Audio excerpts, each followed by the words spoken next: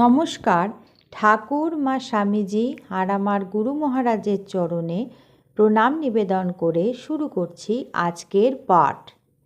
আজ আমি আপনাদের প্রব্রাজিকা শ্রদ্ধাপ্রাণা মাতাজি তাকে ভোলা যায় না শীর্ষক স্মৃতিকথা থেকে শ্রীমৎ স্বামী ভূতেশানন্দজি মহারাজ সম্পর্কে কিছু বলবো।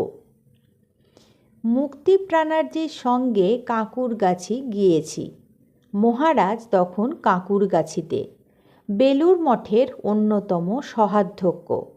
সেদিন চিকিৎসকের নির্দেশে তাকে কোনো বালিশ বিছানা ছাড়াই তক্তপোষের ওপর শুয়ে থাকতে বলা হয়েছে। মহারাজের কথা বলা বারণ। আমরা খবরটি শুনে বেশ হতাশ। কেবল তাঁর ঘরে গিয়ে প্রণাম করে আসতে পারি কি না এই জিজ্ঞাসার উত্তরে ভিতর থেকে মহারাজ ডেকে পাঠালেন। শুয়ে শুয়ে সেই আপন করা দৃষ্টির মধ্যে দিয়েই স্বাগত জানাচ্ছেন। একবার কেবল মজা করে বললেন, ডাক্তার আমাকে কথা বলতে বারণ করেছেন। শুনতে তো বারণ করেননি, তোমরা বলবে, আমি শুনব। আমরা তো মহা খুশি। সেদিন বাইরের দর্শনার্থী নেই। আমরা মহানন্দে যা মন চায় তাকে বলে চলেছি। চিরপরিচিত হাসি মুখে বলে উঠলেন, জানো, আমিও একদিন স্ত্রী মঠের বিরুদ্ধে ছিলাম। বলার ভঙ্গি দিয়ে গভীরভাবে উপলব্ধি করালেন সেই তিনি কিন্তু আজ শ্রী সারদা মঠের একান্ত হিতৈষীদের অন্যতম। এদিকে খুব মন দিয়ে আমাদের কথাও শুনছেন। কদাচিৎ দু একটি কথায় তাঁর অসাধারণ রসবোধ সমস্ত আলোচনাকে আনন্দময় করে তুলছে। ভাষা দিয়ে তা বোঝানো অসম্ভব।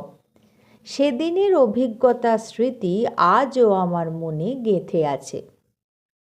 শ্রদ্ধাপ্রাণাজি আরও বলছেন, আমার তখন বয়স ৭৬ হবে। একদিন মহারাজকে বললাম, আপনার কাছে এলে আমার বয়স থেকে ৭ নয়তো ৬ উবে যায়। অর্থাৎ আপনার সামনে আসা একটি ৭ বা ৬ বছরের মেয়ে। এ কথার উত্তর দিলেন সেই অসাধারণ হাসি দিয়ে। কেমন করে বোঝাবো? এই ঘটনার হয়তো মাসখানেক পরে গেছি। দেখেই সেই মুখ ভরা হাসি নিয়ে বললেন, আজ কোনটা উবে গেল, ৬ না ৭? এখন ৮২ পূর্ণ হলো আমার।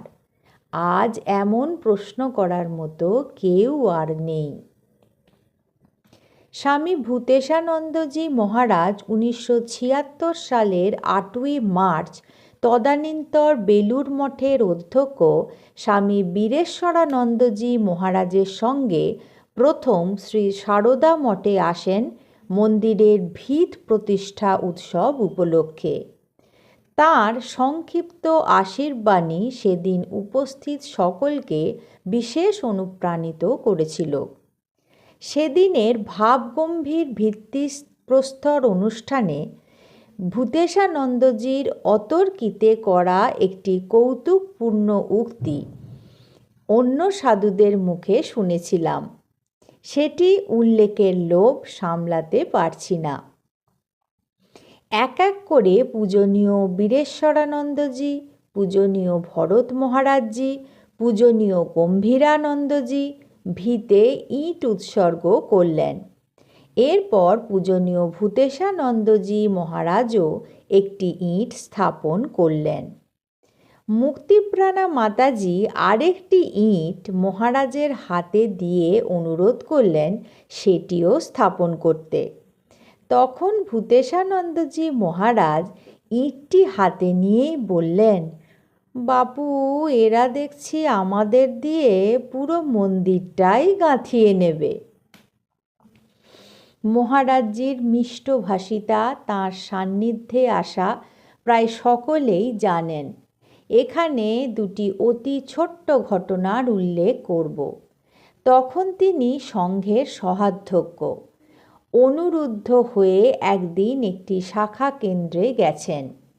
প্রশ্নোত্তর ভঙ্গিতে একটি শিক্ষাপ্রদ কথোপকথনও সেখানে করেছেন, সাধু ভক্ত ও আগ্রহী আশ্রমকর্মীদের আসরে। এরপর বারান্দায় বসে আশ্রমের পরিচালক স্থানীয় সাধুদের সঙ্গে বাক্যালাপ করছিলেন। সামনে বিরাট একটি মাঠের অনেকখানি আগাছায় পূর্ণ ছিল। মহারাজজি মৃদুভাবে বললেন, তোমরা দেখছি মাঠটার দিকে ঠিকমতো যত্ন নিতে পারছো না। একথা বললেন না যে তোমরা তো মাঠটার ঠিকমতো যত্ন নিচ্ছ না। এমনই ছিল তাঁর বাচনভঙ্গি, যাতে উদ্দিষ্ট ব্যক্তির মনে আঘাত না লাগে। একবার তিনি তার হাতে গড়া রাজকোট আশ্রমে গেছেন। বাগানের মধ্যে বেড়াতে বেড়াতে দেখলেন দু এক জায়গায় নোটিশ টাঙানো রয়েছে, ফুল তোলা সখ্ত মানা হ্যায়। ফুল তোলা কঠোরভাবে নিষিদ্ধ। মহারাজজি কথা প্রসঙ্গে তাঁর স্বভাবসুলভ শান্তভাবে বললেন, আচ্ছা, আশ্রমে যারা আসেন তারা তো ভালো লোক, শুধু ফুল তোলনা মানা হ্যাঁ, ফুল তুললে বারণ করা হচ্ছে, ফুল তুলতে বারণ করা হচ্ছে, এইটুকু লিখলে কি চলে না? রুক্ষ শব্দপ্রয়োগ বরাবরই তার স্বভাব বিরুদ্ধ ছিল। মহারাজ অপরের সঙ্গে সদালাপ করতে ভালোবাসতেন, কিন্তু তার কথাবার্তার মধ্যে, তা ধর্ম প্রসঙ্গেই হোক বা কোনো ভ্রমণ কাহিনী নিয়েই হোক, লক্ষ্য করেছি তার সদা জাগ্রত, তিনি সচেতন থাকতেন, কাকে কোনো কথা কোনোভাবেই যেন আঘাত না করে। সেই জন্যই বোধ করি তিনি তার শ্রোতাদের চাহিদা সহজেই মেটাতে পারতেন। তার কথাবার্তা তাদের হৃদয় স্পর্শ করত।